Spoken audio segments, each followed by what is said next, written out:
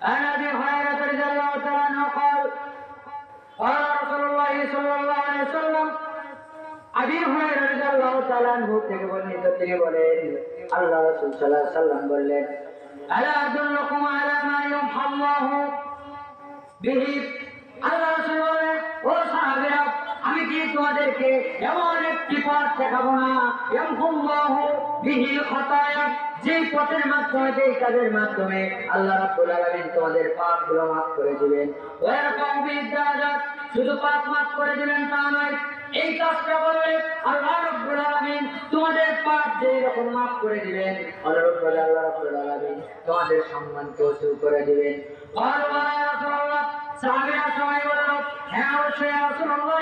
ইয়া হাবিবাল্লাহ এমন কি কাজ আছে যেই কাজ করলে আল্লাহ রাব্বুল আলামিন আমাদের সম্মানকে উঁচু করে দিবেন আমাদের পাপ মাফ করে দিবেন আল্লাহ রাসূলুল্লাহ সাল্লাল্লাহু আলাইহি সাল্লাম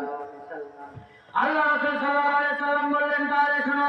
ইসবাকুল ওযুবে তোমরা সুন্দরভাবে ওযু করো আলা মাকারিহি ওয়া কাসরাতু তোমাদের কঠিন সময়ে কষ্টের মধ্যেও শীতের সময়ে সুন্দরভাবে যদি তোমরা ওযু করো তারপর আল্লাহ রাসূল সাল্লাল্লাহু আলাইহি সাল্লাম বললেন তারপরে কি করবে খফা ইলাল মাসাজিদ তোমরা যদি মসজিদের দিকে হেঁটে হেঁটে যাও পঞ্চদারুস সালাত ওয়া সালাত একটা সালাতের পর আরেকটা সালাতের জন্য যদি তোমরা অপেক্ষা করো ফাযালিকুম রিবাত আল্লাহ রাসূল বললেন তাহলে রিবাত কায়েম হয়ে যাবে রিবাত কি জিনিস আল্লাহ রাসূল সাল্লাল্লাহু আলাইহি সাল্লাম বলেন রিবাত ওই জিনিস নিজেকে পাপ কাজ থেকে